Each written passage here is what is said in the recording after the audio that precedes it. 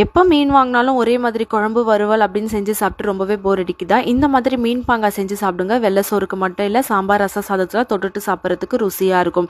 தோசைக்கல்ல கொஞ்சமாக எண்ணெய் சேர்த்து உப்பு மிளகாத்தூள் போட்டு ஊற வச்சிருந்த மீனை சேர்த்து நல்லா பொரிச்சு எடுத்துக்கோங்க. ஏற்கனவே பொரிச்ச மீன் இருந்துச்சுன்னா இந்த ரெசிபி செய்ய ரொம்பவே ஈஸி.